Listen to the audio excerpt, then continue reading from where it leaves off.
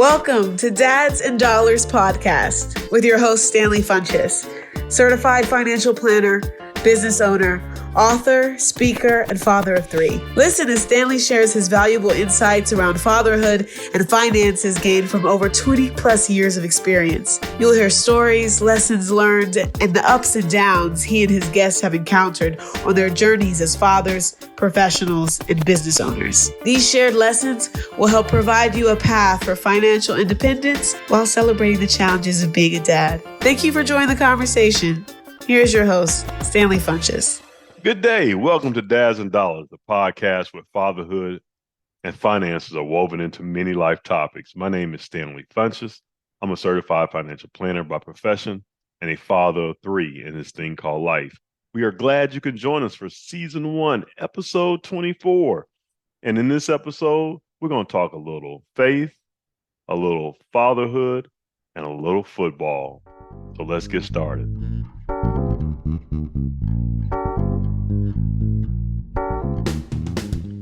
All right, we would like to welcome to the podcast Byron Franklin. How you doing, Byron? I'm doing great, man, and thank you so much for giving me the opportunity to be a part of your podcast, man. I'm really honored to be here. Hey, look, it's our pleasure to have you. For everybody, Byron is a husband, a father, pastor of Living Word Church. Yeah, Living Word. Yeah. In Livingston, Alabama. That's He's right. an author. Yeah. Auburn alum, former Auburn player, and retired NFL player. Yeah. So that look from the that's enough right there. Look, that's a mouthful, right?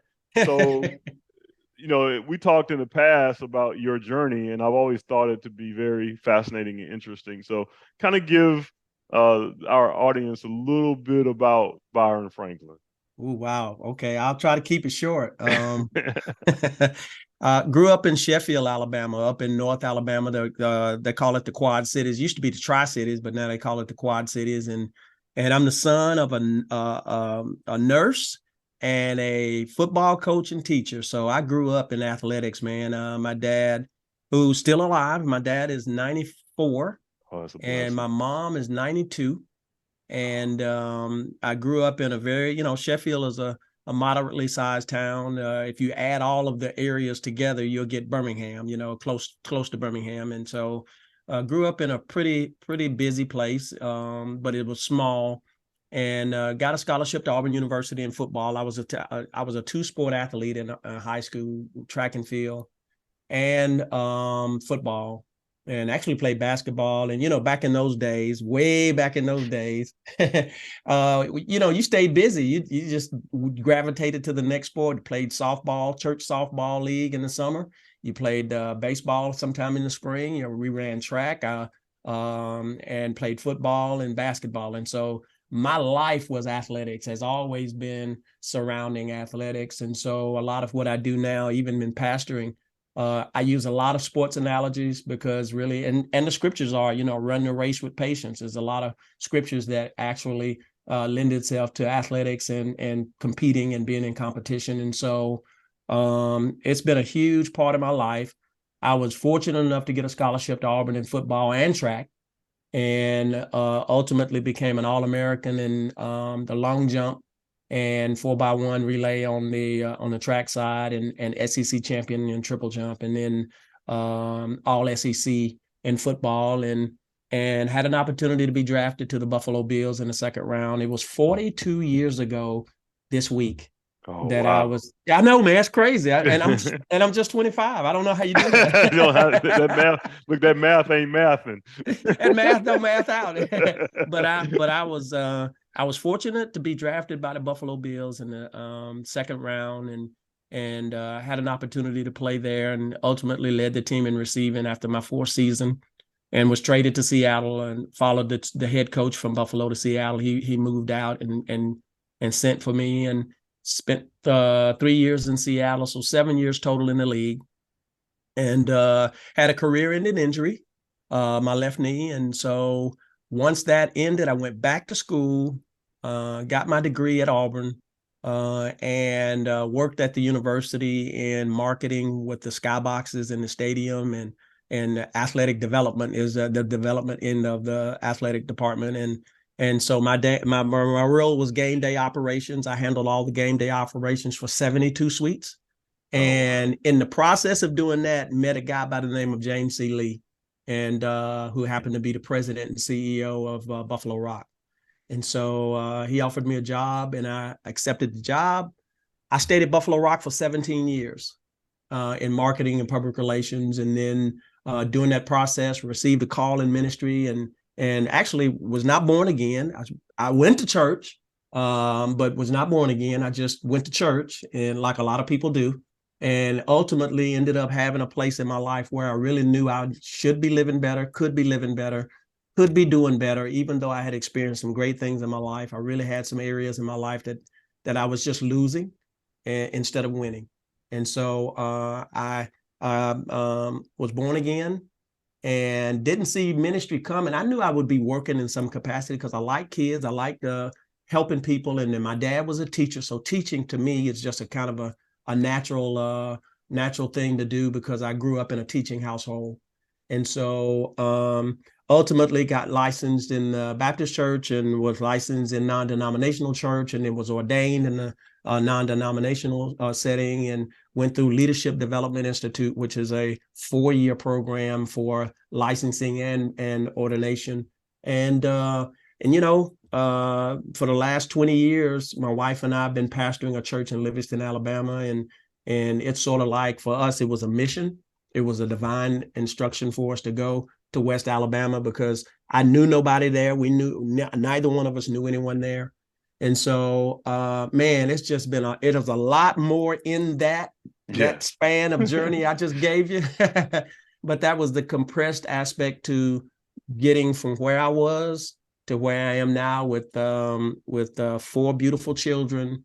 And I say /5 because we kind of we adopted a young man while we were in Demopolis, Alabama. We were living there for a few years, for about 6 years.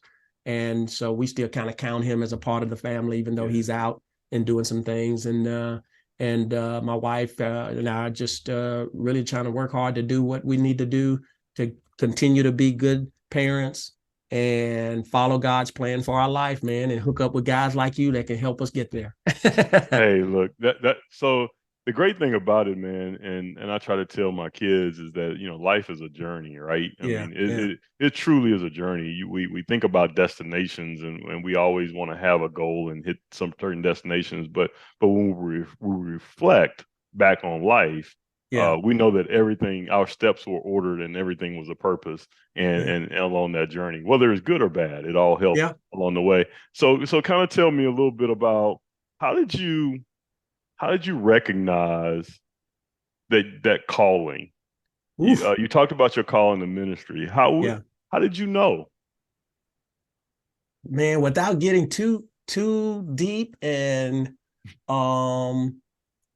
I just really began to see, you know, biblically, you see a lot that's referring to signs and wonders.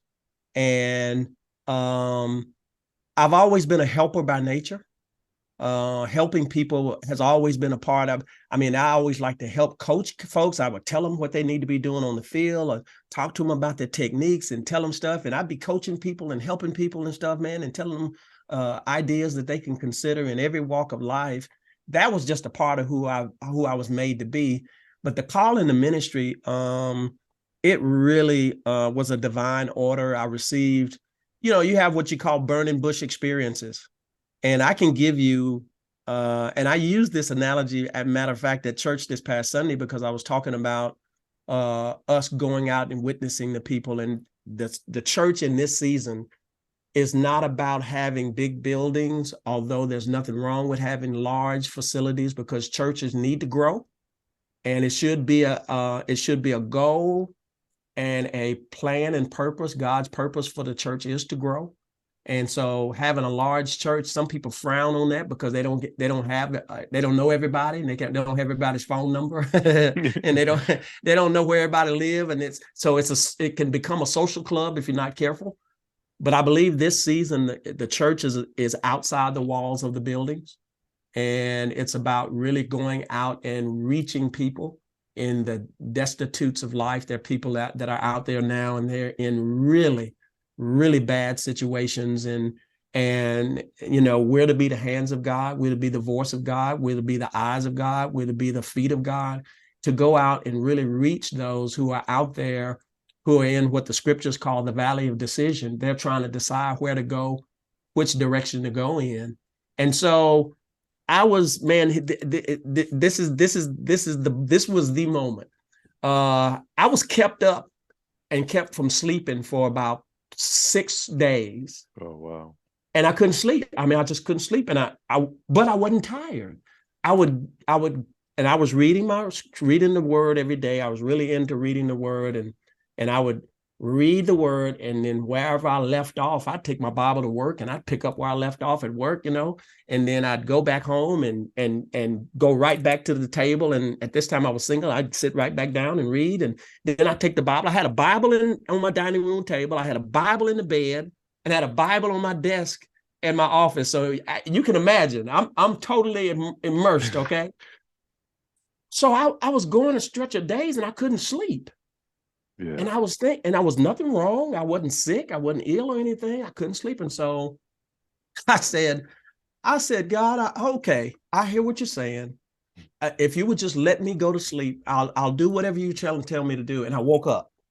Okay. I went so sound asleep that I said that and woke up. And but I wasn't fully convinced that he even wanted anything to do with me. So I finally got the focus to realize that God was speaking to me through everything. I was hearing him through everything. And I know when people say you hearing God, I was hearing him in here, not out here somewhere. Yeah. And so I decided I was going to come up with a great plan. My plan was I was going to start a Bible study and not tell anybody I was calling the ministry, and just kind of, I said, I'm going to do that, Lord, for 3 years. And then after 3 years, I'm going to tell people I'm called into ministry. I said, yeah, that was your plan. That was my plan. I said, that's a great idea. That's a great plan. So watch this. You're not going to believe this. So I go to Faith Chapel Christensen. I'm visiting. I'm not a member. I go there to visit, and I'm sitting on the front row. And a minister by the name of Deborah Blaylock was there, and she was ministering. That happened to be that Wednesday or Thursday. When I was going there on Thursdays, going to my church on Wednesdays, and kind of just bouncing back and forth. And so I'm sitting there, and her title of her message was Partial Obedience. I didn't catch it. I was like, ooh, this is going to be really good. So I got my notepad out and everything. Believe it or not, she comes right in front of me, and she says, I'm going to give you an example of partial obedience. An example of partial obedience is when God has called you into ministry and you're going to start a Bible study. Stanley, I almost passed out. Right. So now, hey, look, you can't be confused about that. No. That's a direct hit. Yes. And I'm thinking, I don't want to know what the next sign will be if I get hit with one like that. Right. So that's clear. That was crystal clear, man. So that was kind of some of the events that kind of led to me realizing I was called in the ministry. Oh, yeah, that's a great testimony. And so often when we do go to church, and as believers or even unbelievers, you do feel like the minister's talking to you. I mean, yes, you're in where he or she is sitting there talking, and you're like, man, that applies to my life, and whatever trial or tribulation or whatever triumph I've had, that is talking to me. And that's a great thing about it. In the moment.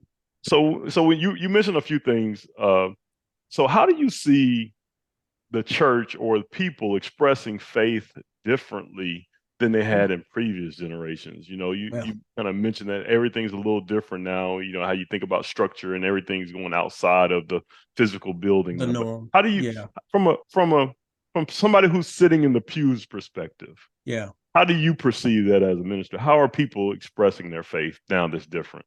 Ooh, if I'm viewing it from the pews, I'm seeing a lot of there's a lot of inconsistency. Yep. There's a lot of hypocrisy. I think that part has been there. It's just more prevalent because you're able to pull it up on your phone now when you couldn't pull it up. A lot of things that were going on maybe in the years before were kept a little secretive because there was no way of being able to discover them. But now everybody's got a phone, everybody's got a camera, everybody's got a recording device, everybody's got technology. So I think that has exposed the world and the church. And I think that, and you would think that as a pastor, I would say, boy, that's a terrible thing. But I think it's a part of the end time gathering of the true church. I think that now those who are really hungry and desiring to see God, the Bible talks about the fact that in John, it says, in him was life, and the life was the light of men. And that's John 1:4, I think. And so people really want to see real. They really want to see God for real. They want to see and the word was made flesh and dwelt among them. Mm-hmm. People want to see the word made flesh, meaning that people really, even those who say they don't believe in God, really want to see something real. And they want to see something real working with real people doing it. And so I think that in this season, those who are in the pews, if they're in the pews, they're looking for God. Okay. Mm-hmm. Those who are outside of the church, they're looking for God. They just won't admit it and don't know it. They're looking for what's real, and that's God, but they're being confused. They're being bombarded by worldliness. They're being bombarded by phones, their iPads, computers, apps, TV shows, technology, the prince of the power of the air. They're being bombarded in every direction. And I promise you, pastors are that same way. We had a fast from Saturday at 2:00 till Sunday after church. And so we have like the course of the year, we fast 4 times, which are mini fasts. We call them just like mini fasts. And it's a meal, a 1-day deal where we're just fasting for those particular days.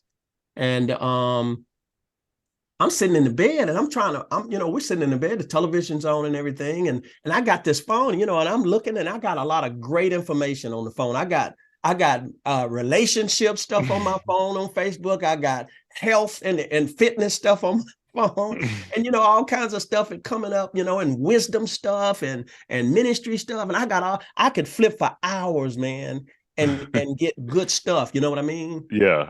But I was determined I was going to push away from the phone and hear from God in a different way.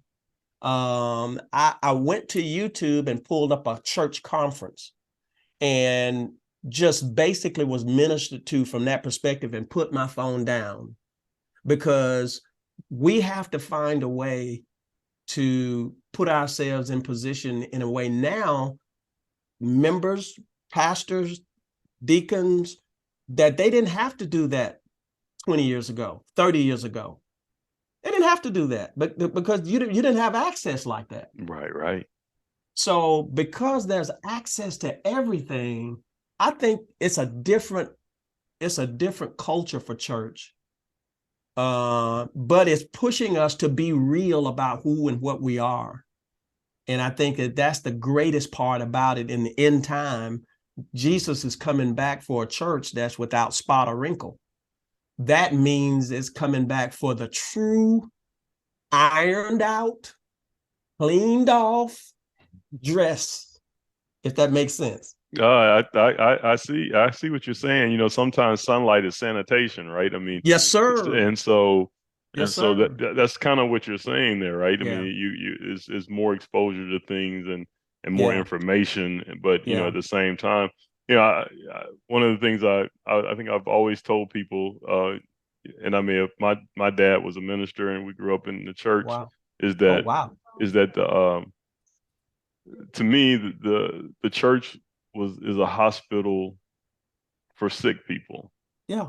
I mean, that's Yeah. really what it is. I mean, Yeah. it's not that everybody who's sitting on the pews are perfect. Nobody. It's a whole bunch of sick people in there, That's right. and we all just coming in there to try to get a little bit of To try to salvation, get a well. little bit more information, get our souls healed, Yeah. right? Yeah. And Yeah. so I think that you're speaking to that right now. So I know from my perspective as a dad, my kids are 23, soon to be Yeah. 21, 18 Wow. now. Wow. I struggle with the fact that I went to church like religiously growing up, and church was such a big part of my life, Yeah. but I didn't do as well of a job with them in Yeah. introducing them to church and being consistent. Yeah. And so I struggle with the fact that, hey, that time is gone now, but at the same time, It's a I different wish I could time. have done better. I wish I could have Well, done a whole lot better. So let me say this to you. Each generation um has a different role and a different, I guess I could say, strategy, because you're being attacked with a different type of challenge. And I'm a pastor, and of course, you're a PK, you're a preacher's kid. yeah. We got more horror stories about preachers' kids than we do, success stories.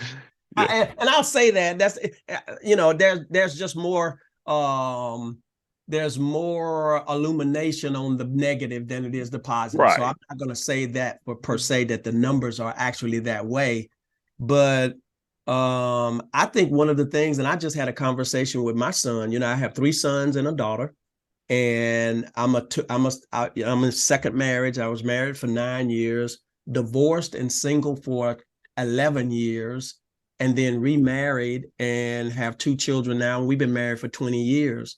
And so, if anybody can look back and say, man, I missed it here, here, here, here, and here, I got 2 different groups that I I'm measuring myself by. And the first one's my oldest son and my oldest daughter, my son and daughter. I just apologize to them all the time, because I tell them, I just flat out didn't know what I was doing. I just didn't know what I was doing and wasn't safe. So Yeah. I had to catch them in a different place in life, and getting saved after the fact, and being born again and walking out. I felt and believed that the greatest thing that I could do is show them our life. Your life preached to them more than any Bible study you're gonna have, any service that you're gonna take them to. At the end of that service, they go home with you. Yeah. Yeah. And you are teaching them that either you really believe the word, you really have faith, you really walk it out, you bring it home with you, or it's an activity. I got you. So what you did in front of them far outweighs what you would try to have them learn by a teaching moment. When I'm saying that, like a study. Yeah. Because they were studying you 24/7. Yes. So it's not whether or not you took them to a church or not. It's whether you showed them the church. Look, that's so well received, because and I guess that goes to the question I might have for you is, how would you encourage dads today to, in this world we live in, to help grow their children's faith, or even their children or adults, to help counsel them in their faith walk? That's good. If I'm talking to men, and I am, man, I'm telling guys to get in tune with your own personal relationship. It's really more about relationship, man. And that's what we don't know. Growing up and coming up and trying to figure out how to get this thing, it's really more about relationship than it is about trying to learn scriptures. And, you got to do that part. Obviously, you got to put yourself in position to be mentored by someone who's been there and done that. That's number one. But realistically, man, a shameless plug, but I wrote a book and I released it 2 or 3, 4 years ago, and it's called Men Are Finders and Women Are Choosers. And this book actually came about when I was struggling between marriages and I was struggling about relationships. And I was trying to figure out why I was having such a hard time. And I got angry because I had gone out a few times and just kind of hit the wall a few times in relationships. And so I got angry about it. And so I had a temper tantrum with God. Now, that's obviously I'm showing just how smart I really am. But I had a temper tantrum, man. And I went and told God. I went outside and I was living out on 280, in an apartment out on 280. And so I went for a walk, man. And I said, God, look, I don't understand. You know me. And this is after I had been, actually, this is really where I really became born again, because I thought I was born again until I realized I had no relationship with God. And so I was mad about what was going on with me personally. And I said, God, I see younger people, I see older people with relationships, and I don't understand why I'm struggling so much in relationships. And I heard him say this: until you learn to love me, you'll never know how to love anyone else. Oh yeah. Oh yeah. And so that ended up being a book. Yeah. And being a part of the process of me learning to love God. And so I would tell guys, learn how to love God, one step at a time, because he already knows everything about you. He already knows everything you're going through, everything you're feeling, everything you're struggling with, everything that you are fearful of. He already knows.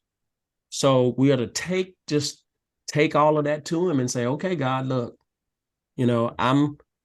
this is who I am. I want to be real, and I want to go to another level as a father. I want to go to another level as a husband. I want to go to another level as a man. And see, you don't even know how to do any of that stuff. We could go to get some books from, whoever and whatever. But we need the wisdom of God, man, because God created, watch this. God created the institution of marriage. Marriage is not the world's institution to decide what it should be, what it can be, what it can't be. Now they can do that, but it doesn't belong to the world. Mm-hmm. Marriage was created by God. Watch this. Family was created by God, because his intent was for man and woman to come together and create a family, and that family was going to be a part of kingdom growth. It was his plan to grow the kingdom of God through marriage. And so if we're going to get marriage right, if we're going to get being a husband right, if we're going to get being a father right, because I know there's sometimes things come up, we don't know what to do. Not a clue. Not a clue. We don't know what to do, man. Right. And we don't even try to fake it. Mm-hmm. We don't know what to do. And so it's in those times when we need the Holy Spirit, the same one that talks to, like you said, you go sit in a sanctuary and you would swear somebody followed you with a microphone, because everything that's being said, man, is hitting right dead center on what's going on. Well, that's the Holy Spirit, because God's everywhere, and he can hear everything and he knows all.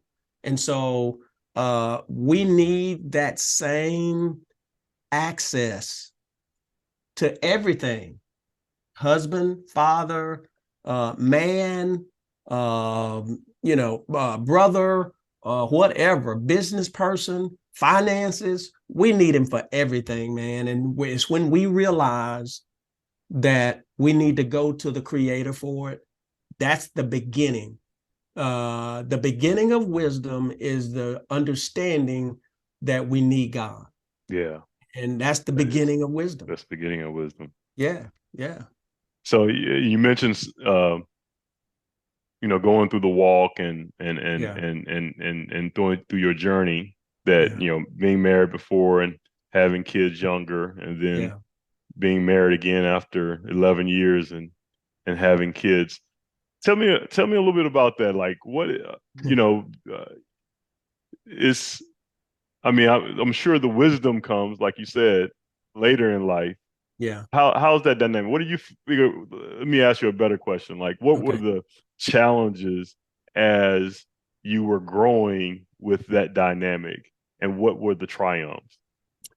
The challenge, I may do it backwards. I may do the Okay. triumph first. Yeah. I think the triumph was that I had failed so poorly that I knew I didn't know what I was doing. Yeah. And because I knew I didn't know what I was doing, I wasn't going to make that same mistake twice. So the triumph for me, man, was that I had really bumped my head in a lot of areas, relationally, physically, personally. I had really come against a lot of things. Some guys go, alcoholism, drug addiction. I had kind of gotten into a lot of that stuff. Believe it or not, man, I had gotten into, of course, that was early on. So I was really running a rough life, man, really living a hard life. And so when I became born again through relationship, a lot of that stuff dropped off because I really wanted to see where it was going to go. Yeah. You know what I'm saying? I wanted to see okay, God, where's this going? And it's better than where I've been. So I want to see just how far will this thing go? And so, so the journey between relationships, it was more about wanting to make sure I let God do his part and I do my part. So I would read in the mornings, and Proverbs would be the areas that I would read, and I would start seeing relationship stuff in Proverbs. And I was thinking, man, this would be a great Bible study, for singles. And so I started kind of keeping up with what I was seeing and what God was saying to me and what he was speaking to me in the areas of singles and relationship and men and women and the kinds of women that are out there and the kinds of men and what wisdom really looked like, what integrity looked like, what class looked like, and so all of that stuff was in Proverbs. And I'm thinking, this is going to be a great Bible study for singles. Little did I know that God was giving me the framework for me to recognize my wife. Yeah. And so, boy, that was the triumphant area, was realizing now I'm on a track that God is walking me through to get me. And it happened so quickly that it shocked me that it happened so quickly. But by the time I had really taken the time to walk down that road with God, he began to really manifest and show me the things that I needed to see. See, people don't realize that the Holy Spirit's job is to bring things to your remembrance. It is to clarify. I've heard this said that the Holy Spirit is a great teacher because he simplifies the lesson. Yeah. Great teachers make whatever you're trying to learn simple. And so the Holy Spirit's job is to simplify, because he knows everything. He can simplify anything. So for me, he was simplifying the process, and I was determined to not make the same mistake twice. So I used to say, I'm not doing anything. I'm not getting married again. I'm not doing anything until I hear God in this ear and in this ear. I want to hear him on both sides, And so I put myself in position to not be challenged by not getting out and running around and going all over the place. And there were a lot of times when I would get phone calls and people would want me to come, and there would be women that wanted me to come to this show or meet them at this or go. And I'd say, well, I really would. I would come, but I got this thing I'm doing over here, and I'd be sitting on the couch eating popcorn, watching television. But I knew that I had to win over me. Yeah. You got to win over you, man. The greatest battle that we have is not the devil. The greatest battle that we have, brother, it's us. Yeah. I love what you said about, first, you said men are finders and women are choosers in your book, right? Is that what you're saying? Yeah. So, and then if you think about it, what you're just telling, you went to the word to find your wife. So the word guided you to your wife. And right? and it guided her to me, because finding is a process of taking, if you think about it from a judicial standpoint, at the end of a case, the judge turns to the jury and said, "What's your finding?" Yeah. Okay, that's the finding. It's not looking under rocks and digging a hole in the yard and going around the neighborhood or going to the club looking and going. It's not that kind of finding. It is a discovery through information. Right. So, it's a case. And is there enough information here for that person to be either guilty or innocent? Yes. That's that's beautiful. That's beautiful. Yeah. So in the with the family dynamic as a husband, as a father, Yeah. You being immersed in the word helped guide you. Yeah. The second time around. Yeah. And then you had to marry the two, I would assume, for lack of a better term. You had to marry and blend the family together as you healed.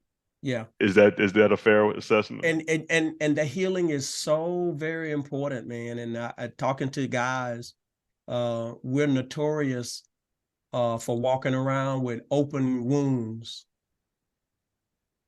and we'll put plastic over it, or we'll put a great suit on it. Say I'm all right. I'm all right. Cover it with cologne and say, "Oh man, I'm good. Yeah. I'm good." And there's a trail of blood behind them. Yeah. We're notorious for that, man. And I would say we have to find somewhere to go, man. What you're doing is awesome. The shoulder pad is kind of along the same lines, man. What we're talking about now, it's almost the same thing, man, because we have to find a way to find the mentorship, find guidance, find someone that we can trust that will help us, even if it's nothing more than listen to us. Yeah. We need that valve release, man. And in this season, man, it's so critical because we have so many things going on with health issues, with worldly issues, whether it's pornography or which is at the touch of a finger. You can get to it. You don't even have to. I mean, it's on your phone. I mean, you don't even have to go hunt for it. And the enemy just sending stuff out and putting stuff out. Then there's financial stuff going on, and that's a challenge within itself with folks. And then you got relational situations. So, man, that's a fair assessment. I think that men are just we need help right now. If I have to say is one area that's crying out in my spirit, and it's almost because I'm going through a lot of stuff and I have to find somewhere to go. Yeah.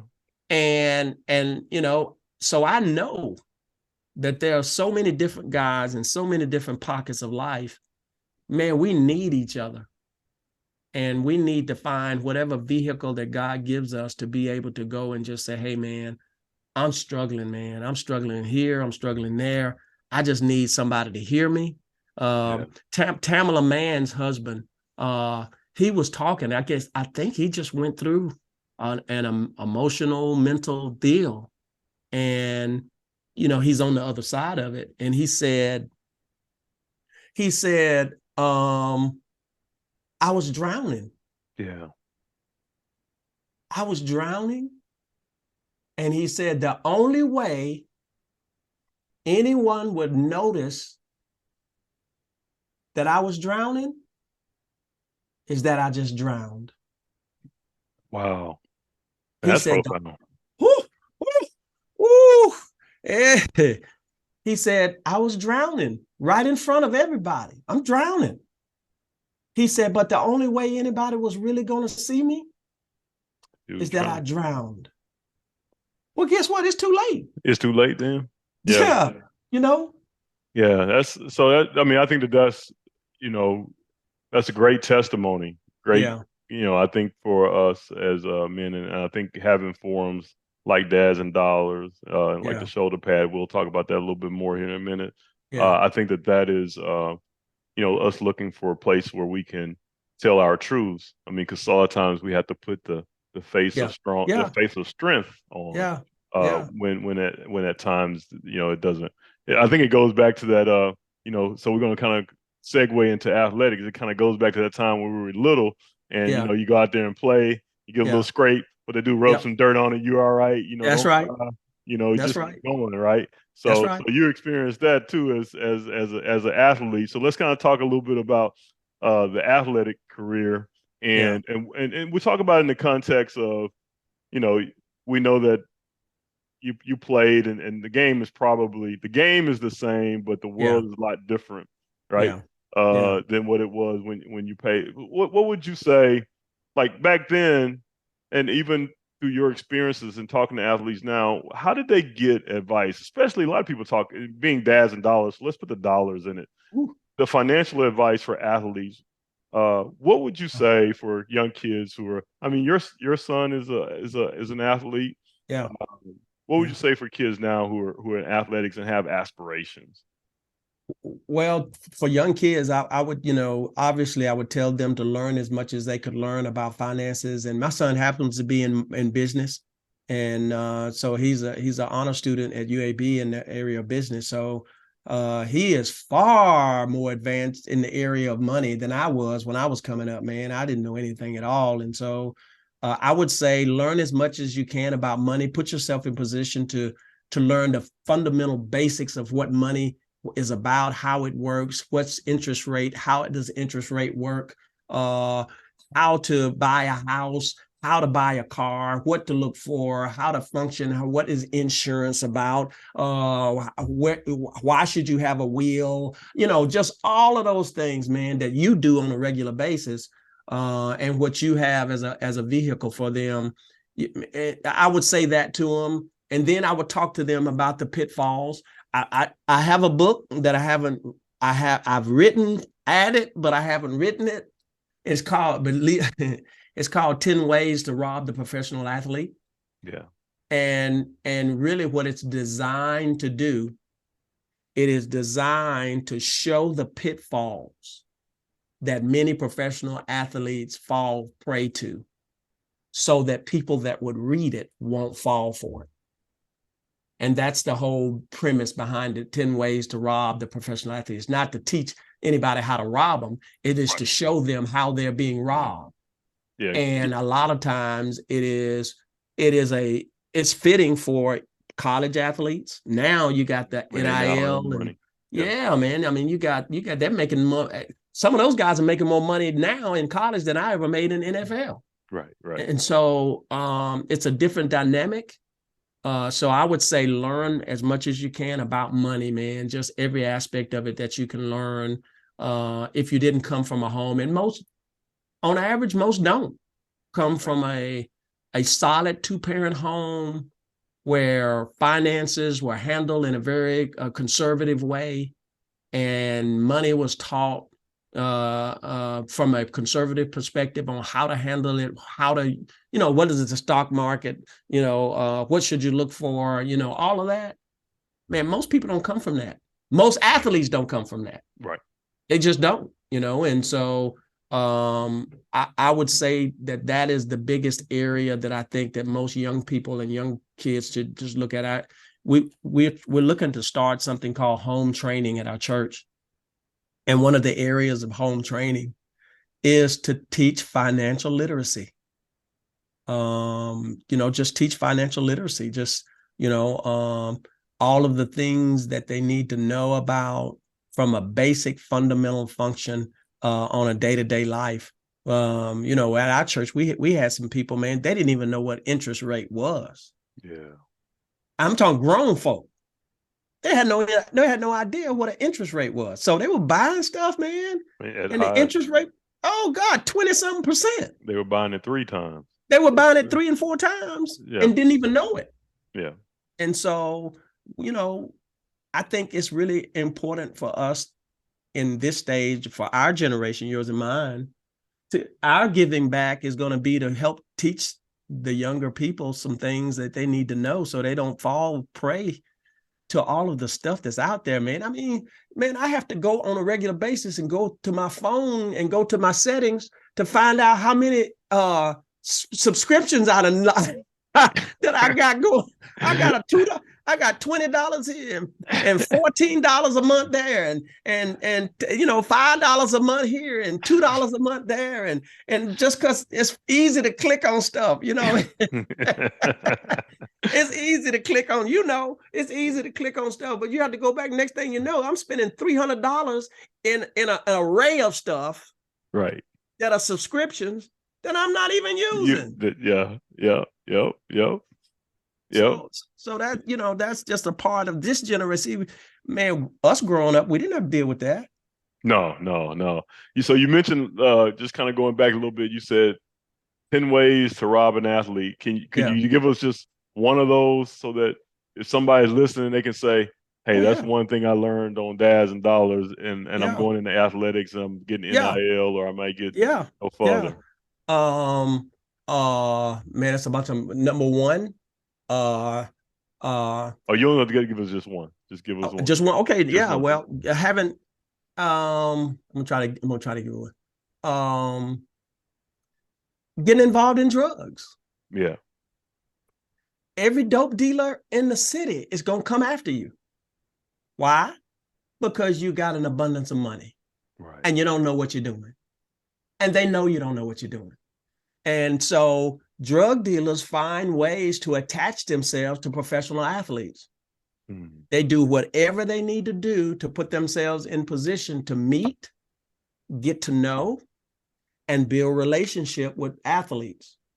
And it's really not just professional. So now it's college too. And really a successful high school athlete is being looked at as a money ticket.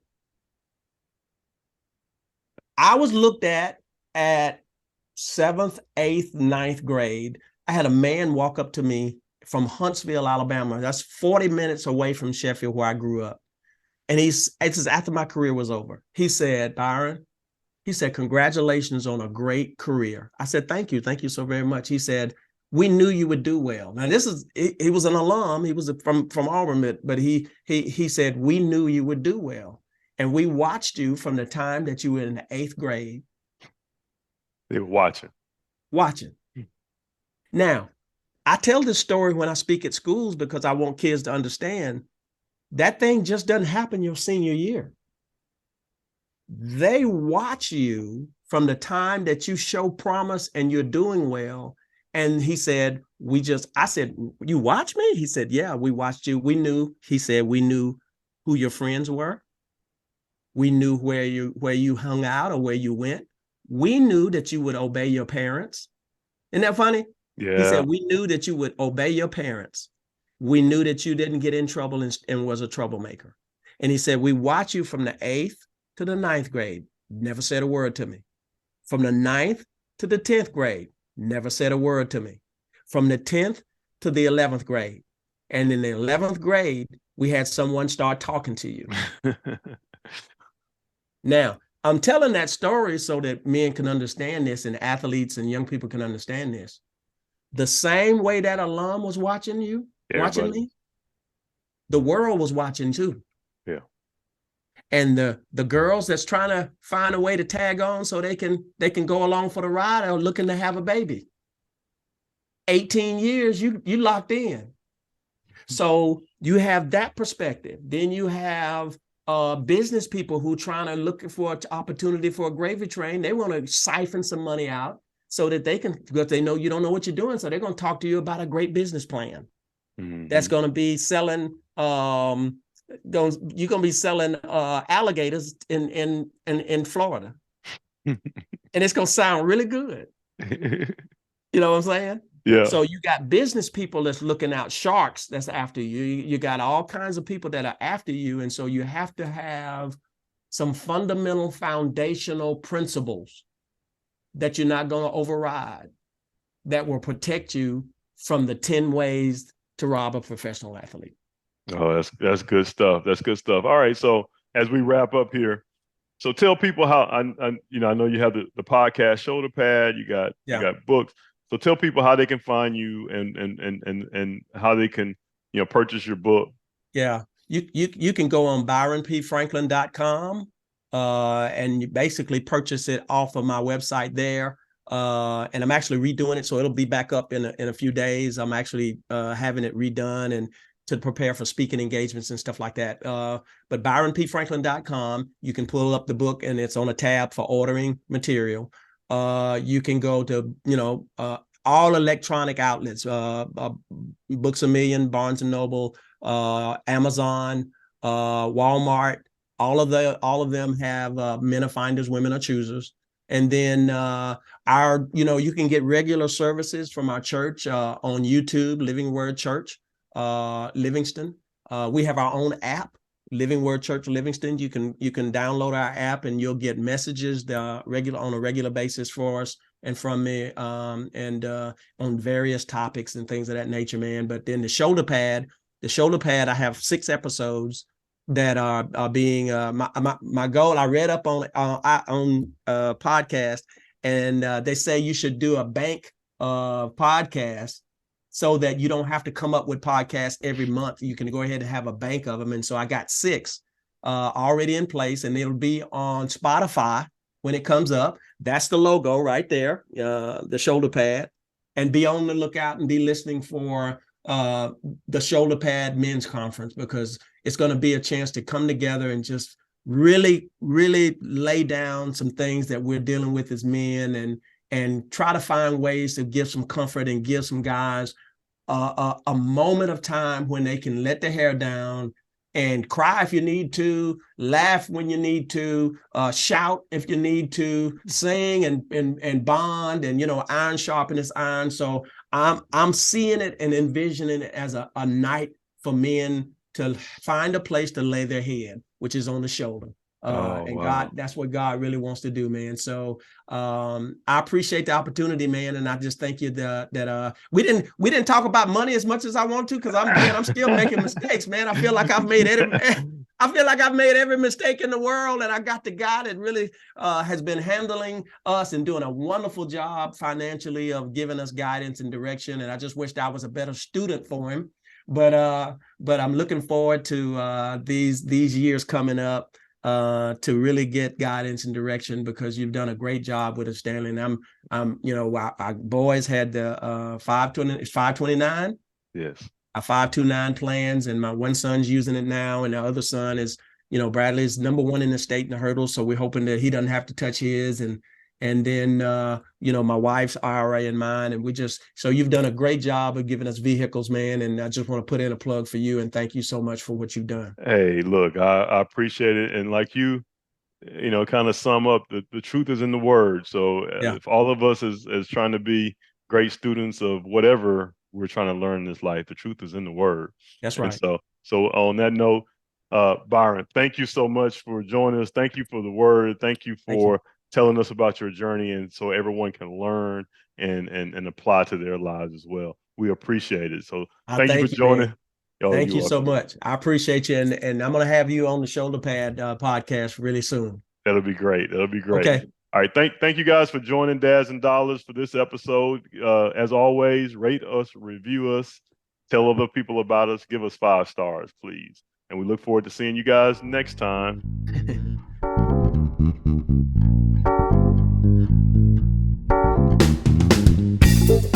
Thank you for joining us for this episode of Dads and Dollars. If you found the information shared today valuable, please share with your friends and family via your social media.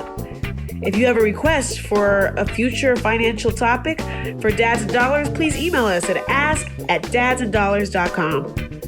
For further information on your financial journey, you may purchase The Quest for Financial Independence, 10 areas of your financial planning you should not ignore, by visiting our website, dadsanddollars.com.